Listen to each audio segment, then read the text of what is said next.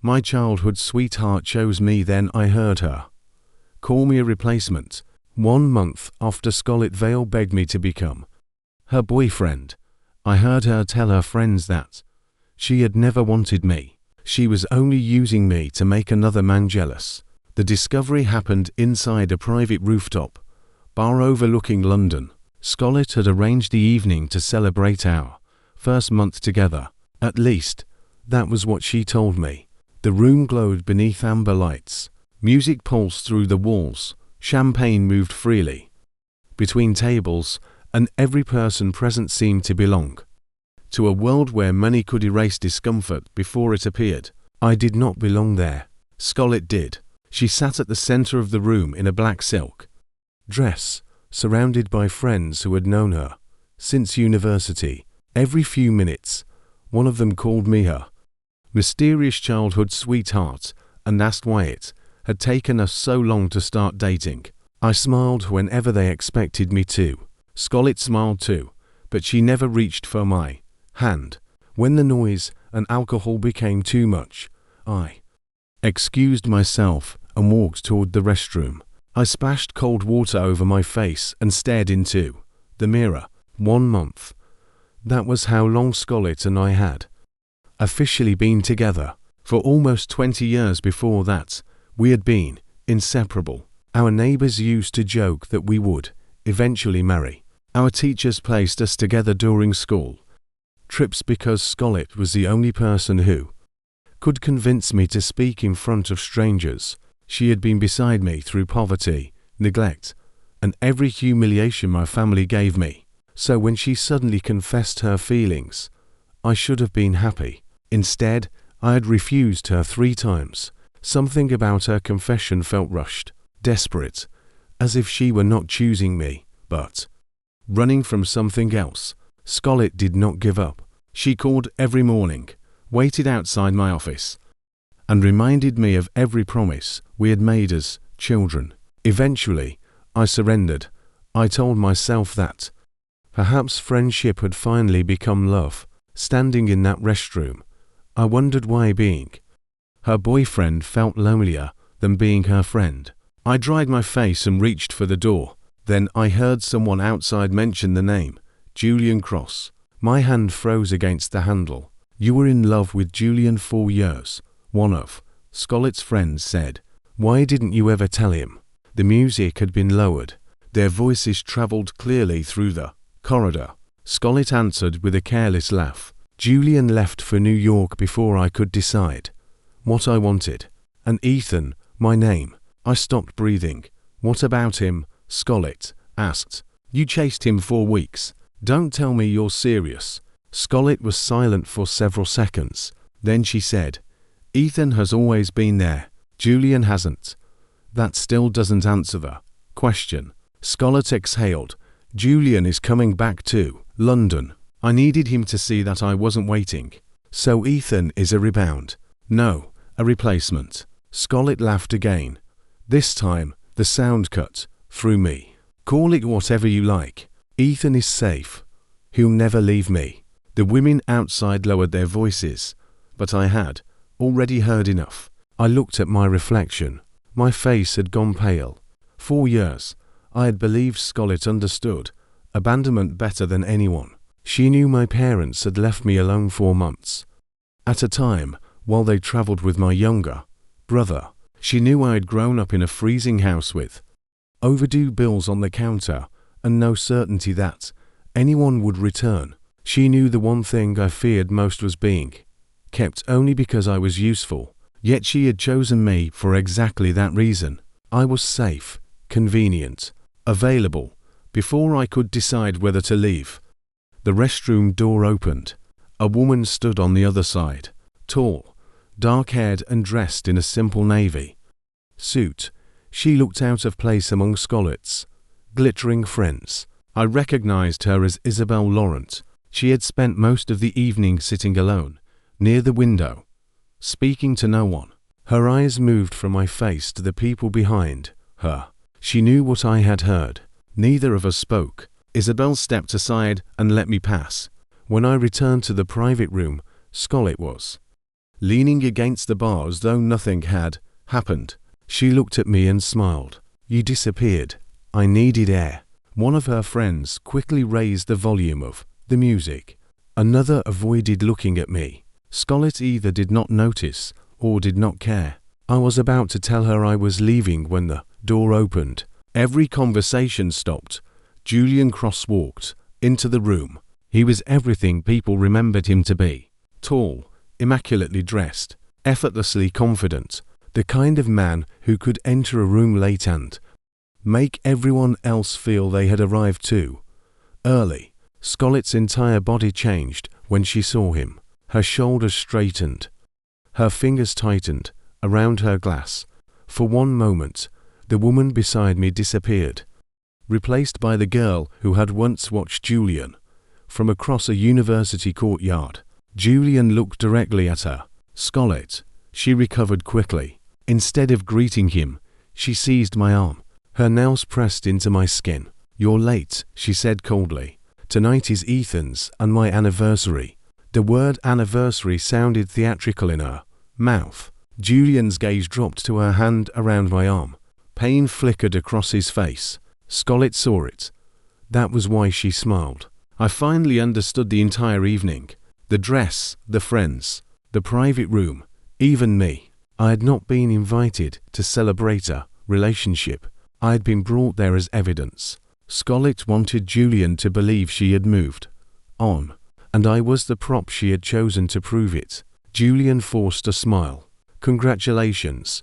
Thank you, I replied. Scarlett looked at me sharply. I picked up a piece of fruit and held it toward her. She hesitated. Then she opened her mouth and accepted it. The room became uncomfortable. Julian's face tightened. Scarlett's grip on my arm loosened with satisfaction. If she intended to use me, I decided I would at least control the performance.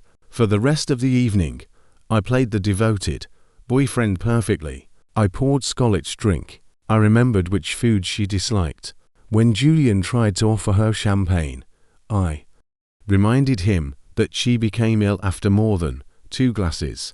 Everyone watched us. Scarlett became increasingly pleased. Julian became increasingly miserable. Only Isabel looked disturbed. Near midnight, Julian drank enough to become unsteady. Scarlett pretended not to notice until he nearly collapsed beside the sofa. Then concern broke through every mask she had worn. Julian. She knelt beside him. He murmured that he felt sick. Scarlett turned to me. I should take him home. There was guilt in her expression, but beneath it was hope. She was waiting for my permission. I smiled, of course. Relief flooded her face. What about you? I'll manage. Scarlett glanced around the room. Isabel hasn't been drinking much. She can take you. Isabel raised an eyebrow but said nothing. 2 minutes later, Scarlett left with Julian, leaning against her shoulder. She did not look back. Her friends watched me with a mixture of pity and amusement. One of them lifted her glass. You're very understanding. No, I said. I'm observant. The amusement disappeared. Isabel picked up her coat. Come on. A hired driver took us through the city. Rain streaked across the windows, blurring London into gold and silver. Isabel sat beside me in the back seat, her hands folded neatly in her lap. For several minutes, neither of us spoke. Finally, she said, I won't tell Scarlett that you hurt her. I know. She turned toward me. How? You looked more embarrassed for her than afraid of her. A faint smile touched her mouth. You pay attention. I've spent most of my life paying attention to Scarlett. That sounds exhausting. It is. The answer came more honestly than I intended. Isabel studied me. Then why stay? I looked out at the rain. Because she once stayed for me. Scarlett and I had grown up to streets apart in Manchester. Her childhood had not been happy, but compared with mine, it had seemed almost normal. My parents spent most of their time traveling for work. When they came home, they brought expensive clothes for my younger brother and explanations for why there'd been no money left for me. By 16, I had stopped asking when they would Return. I washed dishes in a restaurant after school and lied to my teachers about why I was always tired. Scarlett discovered the truth one winter afternoon. She found me outside the school cafeteria, pretending I was not hungry. The next morning, she arrived with 2 sandwiches. She claimed her mother had packed too much. The same thing happened every day for 3 months. Years later, I learned that Scarlett's parents had been separating at the time. Her father had stopped sending money, and Scarlett had been working evenings to buy the food she shared with me. She had saved me before either of us understood what saving someone meant. That kind of debt can look like love when carried long enough. I owe her, I said. Isabel's expression hardened. Gratitude is not a lifelong contract. Before I could respond, the car stopped outside my building. I reached for the door. Ethan.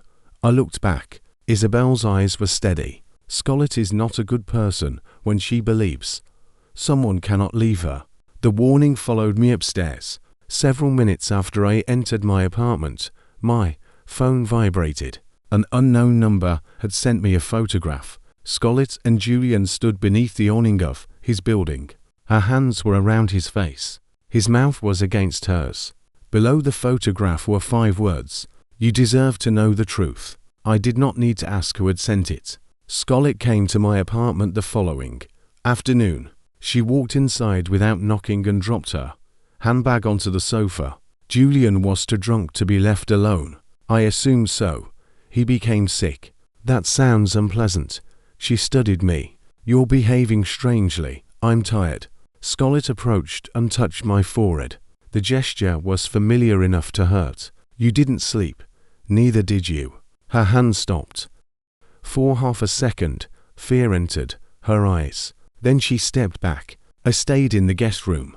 I said nothing. Scarlett looked around. Why are you staring at me like that? How should I look at you? Like yourself. I nearly laughed. She did not want me to be myself. She wanted me to remain the version of Ethan who believed every explanation, because losing her seemed worse than losing his dignity. I need to visit your office tomorrow, I said. Why? To deliver the documents your father requested. Scarlett's family company, Vale Meridian, had recently expanded from consumer electronics into renewable infrastructure. My parents had helped develop one of its earliest technologies. That success had transformed both families. Scarlett's father became a celebrated entrepreneur.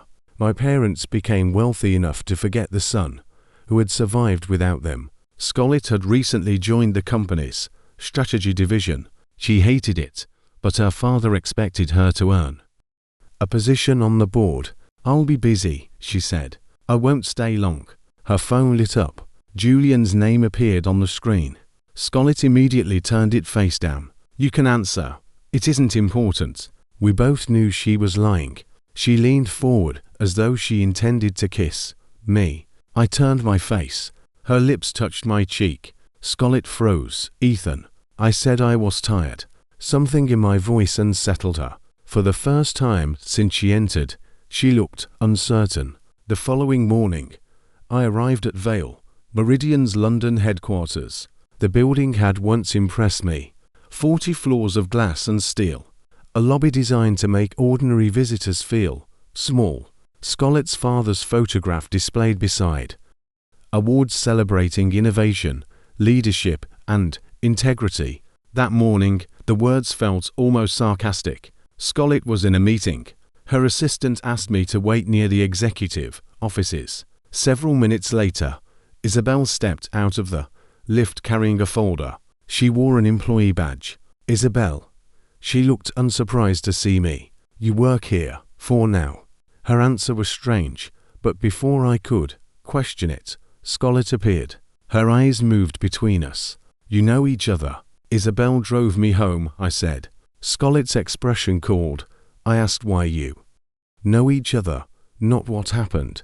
Isabel held out the folder. The revised licensing report she requested. Scarlett took them without thanking her. My father told you to improve your efficiency. My efficiency is not the problem. Scarlett's mouth tightened. The hostility between then was immediate. Personal. Older than the night at the bar. Isabel turned to leave. Scarlett called after her. Close the door. Once we were alone, she faced me. Stay away from Isabel. Why? She's not what she appears to be. That description could apply to many people. Her eyes sharpened. What is that supposed to mean? I placed the requested documents on her desk. It means I delivered what your father wanted. I walked out before she could answer. Isabel was waiting beside the lift. You were looking for me, she said. I wanted to thank you for the photograph. She did not deny sending it. You should know something else, she said. About Scarlett. About this company. The lift arrived. Isabel stepped inside. Before the doors closed, she added, Vale Meridian is about to face consequences that have nothing to do with you. Julian found me outside my apartment that evening. He leaned against a black sports car and looked at us, though he had rehearsed the scene. We should talk. I disagree. He moved into my path. Scarlett doesn't love you. I'm aware. The answer surprised him. He recovered quickly. She only started dating you because I left. I'm aware of that too. His confidence weakened. Then why are you still with her? I looked at him. Why are you asking me to leave a woman you claim already belongs to you? Julian's jaw tightened. She's too proud to admit what she wants. That sounds inconvenient. I'm leaving again next month. I've been offered a place at a music academy in Vienna. Congratulations. She wants me to stay. Then stay. I need her to choose me. There it was. Julian did not merely want Scarlett. He wanted to defeat me. He wanted her decision to be public, dramatic and humiliating enough to prove that he had always been the one she truly desired. You want me to break up with her, I said. It would make things easier. For whom? For everyone. I smiled. Then earn her yourself. He stepped closer. You've been following her since childhood. Everyone around her knows what you are. And what is that? A man waiting for gratitude to become love. The word struck more deeply than I wanted him to. No. Julian noticed. His smile returned. She chose you because you were available. Once I stay, you'll disappear. I moved around him. Good luck. Behind me, he called. You'll regret making this difficult. I did not turn around. Scarlett invited me on a weekend trip several days later. A small camping retreat, she said. Just friends. Who? The people from the bar. She hesitated. And Julian. There was guilt in her voice. He's leaving soon, she continued. It may be the last time everyone is together. You want my permission. I want you there. Of course she did. Without me, the trip would look like a reunion between Scarlett and Julian. With me, she could remain innocent while still spending the weekend beside him. I agreed, not because I hoped to save the relationship. I had already drafted the message ending it. I planned to send it after the trip. Part of me wanted to see whether Scarlett would make one final choice differently. Perhaps that was weakness. Perhaps it was the last trace of the boy who remembered her placing a sandwich into his hands. Scarlett arranged 3 vehicles. She, Julian, Isabel and I ended up in the same car. Isabel drove. I sat beside her. Scarlett and Julian took the back seat. 20 minutes outside London, Julian announced that he felt sick. Scarlett immediately pulled him against her shoulder. Do you need us to stop? No, he murmured. I didn't eat breakfast. Scarlett opened her handbag and searched for food. She found nothing. Isabel reached toward the dashboard. There are snacks in the compartment. I opened it. Water, fruit, biscuits and medication had been arranged in neat rows. You planned for everything, I said. I work long hours. Preparation is easier than regret. I offered her a dried apricot. She accepted it without looking away from the road. Scarlett's voice came sharply from behind us. When did you two become so comfortable together? I turned. Julian was practically lying in her arms. I could ask you the same question. Scarlett looked out of the window. No one spoke for the rest of the journey. The trail climbed through a wooded mountain reserve. Julian began complaining within the first half hour. Scarlett slowed down for him. When he asked to rest, she stopped the entire group. When I suggested we continue and meet them at the campsite, Scarlett frowned. You shouldn't go alone. Isabel is going. That's exactly why you shouldn't. Her answer came too quickly. Everyone looked at her. Scarlett's face changed. I mean, the trail is difficult. Julian touched her arm. Let them go. Ethan is capable. The words sounded generous. His smile did not. We continued together. Near the steepest part of the path, someone caught the strap of my backpack. I lost my balance. My knee struck the stone step, and pain tore through my leg. Before I could fall backward, Isabel grabbed my waist and pulled me toward the railing. For several seconds, I could not speak. Don't move, she said. Julian stood one step above me. His foot was still close to the loose strap. I'm sorry, he said. I didn't see it. Scarlett rushed forward. For one foolish moment, I thought she was coming to me. She stopped beside Julian. Are you hurt? He looked surprised. No. She touched his arm anyway. Then she glanced down at me. You've always had strong legs. Can you stand? Isabel stared at her. He hit the stone hard. I'm fine, I said. I was not. When I tried to rise, my knee gave way. Isabel caught me again. Julian sighed.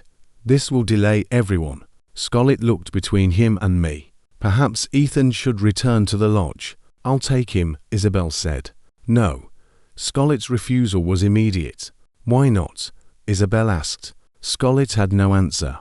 Julian gently squeezed her hand. We're already here. Ethan can rest and continue later. Scarlett agreed. Isabel sat beside me and offered a glucose sweet when my face became pale. Scarlett watched her place it near my mouth. Her expression hardened. For 1 month, Scarlett had refused to hold my hand in public. Now she looked furious because another woman helped me after she had chosen not to. We reached the campsite hours later. Dinner had already been prepared. Every dish was covered in chili. My stomach had been sensitive since childhood. Scarlett knew that better than anyone. When we were teenagers, she used to argue with restaurant staff as they forgot to remove spice from my food. One of her friends waved toward the table. Julian said everyone loved spicy food. The group began eating. I remained still. Scarlett looked at me. For a moment, panic crossed her face. She remembered. Julian noticed too. I assumed you and Scarlett had the same taste, he said pleasantly. You grew up together. Scarlett opened her mouth. No apology came. Instead, she said, there are biscuits in the car. Something inside me finally went quiet. Not angry, not broken. Finished. I rose carefully. Where are you going? Scarlett asked. Down the mountain. You can't walk properly. Isabel will help me. Scarlett stood. No. Everyone became silent. I looked at her. Why do you care? I'm your girlfriend. The title sounded absurd. After everything she had done. You remembered that quickly. Her face went pale. Julian tried to intervene.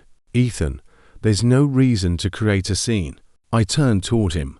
You spent the entire weekend trying to create one. His smile disappeared. I don't know what you mean. You pulled my backpack. Scarlett stepped between us. Don't accuse him because you fell. Isabel's voice cut through the silence. I saw him. Scarlett turned. You're lying. No, Isabel said calmly. You simply prefer the version that protects Julian. Scarlett moved closer to her. You have wanted to destroy me since you entered my company. Isabel did not deny it. Scarlett's eyes widened. What? Isabel removed her employee badge and dropped it onto the table. My name is Isabel Laurent. Several people gasped. The Laurent family controlled one of Europe's largest renewable engineering groups, Vale Meridian's greatest competitor. Scarlett stared at her. You said your surname was Lane. It was useful. You infiltrated my company. I investigated my family's stolen intellectual property. Silence spread across the campsite. Scarlett looked toward me. You knew. No. Isabel continued. Vale Meridians knew. Energy storage design was copied from research owned by Laurent Industries. Your father bribed a contractor to obtain the prototypes. That is a lie. The evidence was submitted to regulators this morning. Scolett's phone began ringing, then another phone, then another. Everyone around the table looked down at the breaking news alerts appearing across their screens. Vale Meridian was under investigation for corporate espionage. Scolett's face lost all color. She called her father. He did not answer. She called again. Nothing. Julian quietly stepped away from her. Scollett noticed. Where are you going? My academy director is calling. Stay. I can't be involved in this. Her eyes widened. You said you loved me. Julian looked around at the witnesses. This is not the time. Scollett grabbed his arm. You wanted me to leave, Ethan. I never asked you to destroy your company. He pulled free. 4 months. Julian had presented himself as the great love Scollett had sacrificed everything to protect. The moment her name became dangerous, he could not leave quickly enough. Scollett stared after him. Then she turned to me. Ethan. I took out my phone. The breakup message I had written waited on the screen. I pressed send. Her phone vibrated. She read the message. Whatever debt existed between us ended tonight. We are no longer together. Scollett lifted her eyes. You can't leave me now. Why not? My family is in trouble. You have your father. He may be arrested. You have Julian. He just left. You have friends. No one at the table met her eyes. Scollett's voice broke. I have you. No, I said. You had me. Isabel placed my arm over her shoulder. Together, we began walking toward the vehicle. Scollett called my name behind us. For the first time since childhood, I did not turn around. The investigation destroyed Vale Meridian within a week. The company's stock collapsed. Several executives resigned. Scollett's father was charged with fraud, bribery and theft of confidential technology. Scollett avoided criminal charges because investigators found no evidence that she had known how the design was obtained, but the board removed her from every position. The friends who had surrounded her at the bar stopped answering her calls. Julian moved to Vienna and publicly denied that they had ever been romantically involved. My parents contacted me when their investments began losing value. They arrived at my apartment with my younger brother. My mother cried. My father demanded that I speak to the Laurent family and convince them to withdraw the lawsuit. We're your parents, he said. You owe us this. I looked at the 3 people who had left me alone for most of my childhood. You told me to leave school at 18 because you didn't want to support me. That was a difficult period. You bought him a car that same year. My brother looked away. My mother reached for my hand. We made mistakes. You made choices. My father's expression hardened. Scollett's family made us wealthy, and Scollett fed me when you forgot I existed. The room became silent. I continued. That is the only reason I stayed with her as long as I did, but gratitude to Scollett does not require me to protect her father's crimes. My father threatened to remove me from his will. I laughed. He had never given me anything worth inheriting. They left with nothing. Isabel resigned from Vale Meridian once the investigation became public. She offered me a position at Laurent Industries. I refused at first. I don't want charity. It isn't charity, she said. You understand both the original engineering, research and the commercial applications. You're qualified. You also watched my relationship collapse. That is not a qualification. I accepted after 3 interviews and a humiliating technical examination. Isabel insisted every candidate complete. Working beside her changed everything I believed about intimacy. Isabel did not expect me to read her mind. She said what she wanted. When she was angry, she explained why. When I disagreed, she did not punish me with silence or use another man to provoke a reaction. Months passed before either of us admitted the relationship had become personal. Scollett returned before we did. She appeared outside my office wearing an old coat and holding a small paper bag. For the first time in years, she looked like the girl who used to share sandwiches with me. Can we talk? We sat in a cafe across the street. Scarlett placed the paper bag between us. Inside were 2 sandwiches, the same kind she had brought to school 20 years earlier. I remembered, she said. So did I. Her hands trembled. Julian never loved me. I know. He only returned because my father's company was successful. He thought I could introduce him to investors.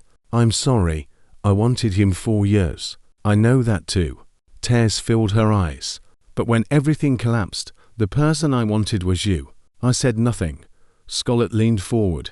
Ethan, I made a mistake. No, you made many decisions. I was angry that Julian left. When he returned, I wanted him to suffer. So you used me. I thought you understood. I understood that you asked me to love you. She lowered her head. I did love you. You loved knowing I would remain. That isn't the same thing. No. She looked up hopefully, mistaking my answer for agreement. I continued. It is not the same thing as loving me. The hope disappeared. Scarlett reached across the table. I moved my hand away. Her face crumpled. You never used to move away from me. You never used to call me a replacement. I said that because my friends were asking questions. You believed I would never hear it. She began crying. I saved you when we were children. Yes. Doesn't that mean anything? It means everything. I took an envelope from my coat and placed it beside the sandwiches. Inside was a bank draft. The amount represented every meal, school expense, and emergency bills Scarlett had helped me cover as a teenager, adjusted far beyond what she had spent. She stared at it. What is this? The debt I confused with love. Her fingers curled around the envelope. I don't want your money. It isn't payment for affection. It is freedom for both of us. Ethan, you saved me once. I will always be grateful. Her lips trembled, but gratitude is not a reason to let you keep hurting me. Scarlett looked down at the bank draft for a long time. What am I supposed to do now? Save yourself. I stood. She did not follow me. A year later, Scarlett opened a small design studio in Manchester. She used the money to rent the space, hire 2 employees and rebuild her career without her father's name. I heard that she had become quieter, more careful. She stopped attending parties and declined every interview about the scandal. Julian attempted to contact her after her studio began receiving attention. She blocked him. Some lessons arrived late. At least they arrived. Isabel and I traveled to Copenhagen for an engineering conference. After the final presentation, we walked along the harbor beneath a pale evening sky. She handed me a paper cup of coffee. No sugar, she said. You remembered? I remember important things. Scarlett had known me for almost my entire life and forgotten that spicy food made me sick. Isabel had known me for 1 year and remembered how I drank coffee. The difference seemed small. It was not. Why did you help me that night at the bar? I asked. You looked like someone trying very hard not to fall apart. You barely knew me. I knew Scarlett. That isn't the same thing. No, she stopped walking. I also knew what it felt like to be useful to people who never asked what it cost you. For the first time, Isabel told me why she had accepted the undercover role. Her older brother had been expected to inherit Laurent Industries. Isabel had spent years fixing his mistakes while the family publicly praised him as the future of the company. When the designs were stolen, the board sent her into Vale Meridian because they trusted her to recover the evidence quietly. If she succeeded, her brother would receive credit. If she failed, the scandal would belong to her. What happened? I asked. I submitted every document under my own name. I smiled. How did your family react? My father didn't speak to me for 3 months. And now, he introduces me as the executive who saved the company. Convenient, families often become proud once rebellion becomes profitable. I laughed. Isabel looked toward the water. I recognized you because you looked the way I felt. I reached for her hand. She allowed me to take it. No audience, no performance, no third person watching from across the room. Just a choice, clear and quiet. Scarlett saw us together 6 months later. Lawrence Industries hosted a charity event in London. Isabel and I arrived as a couple. She introduced me to every guest without hesitation. This is Ethan Blake, our development director and my partner. No one mistook me for an assistant. No one thought I was pursuing someone else's girlfriend. No one asked why Isabel seemed embarrassed to stand beside me. Across the ballroom, Scarlett watched us. She was attending on behalf of her studio. Later, she approached while Isabel was speaking, with a donor. "You look different," Scarlett said. "So do you." Her eyes moved to Isabel. "She loves you." Yes. The answer hurt her. I saw it, but I did not soften it. Scarlett swallowed. "I used to think she stole you from me." "She didn't, I know." Music began near the dance floor. Scarlett looked down at her hands. "I was angry with you for leaving during the worst moment of my life." "I know. Then I realized I'd left you long before that. I waited," she continued. "I left you every time I used you to make Julian jealous. Every time my friends insulted you and I stayed silent. Every time I noticed you were hurt but chose him because I wanted his attention." Her voice trembled. "I didn't lose you on the mountain. No, I lost you in that bar. You may have lost me before we ever started." A tear slid down her cheek. "I loved the boy who needed me." I looked at her, but I didn't know how to love the man who could choose to leave. It was the most honest thing she had ever said. Isabel returned and stood beside me. Scarlett gave her a faint smile. "You were right about me." Isabel did not pretend to misunderstand. "People can change. Do you believe I have?" "I believe Ethan no longer needs the answer." Scarlett nodded slowly. She looked at me one final time. "I hope you're happy." "I am." This time, she did not ask whether I might return. She walked away. 2 years later, Isabel and I married in a restored farmhouse in southern France. There were no corporate deals attached to the ceremony, no childhood promises, no old rival watching from across the room. Before walking outside, Isabel found me alone near the staircase. "You look nervous," she said. "I'm considering escaping through the window. It's 3 floors down. Then I'm committed." She adjusted my tie. "You can still change your mind." "So can you." "I won't." "Neither will I." We walked into the garden together. My parents were not present. Scarlett was not present.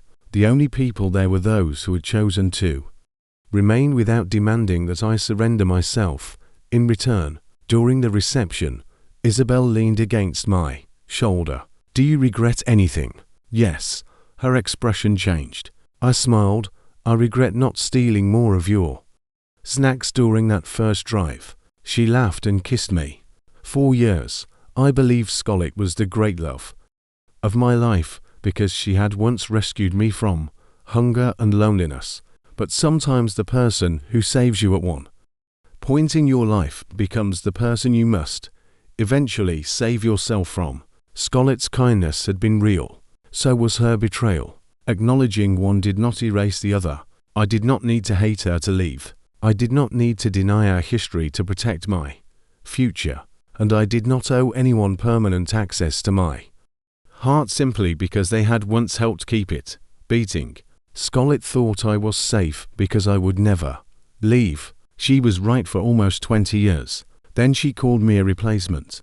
And I finally chose to become irreplaceable to myself. Would you have left the moment you heard the truth, or stayed because of everything Scarlett had done in the past? Share your opinion in the comments and follow for more emotional stories about betrayal, regret, and second chances. This story is entirely fictional and created for entertainment purposes.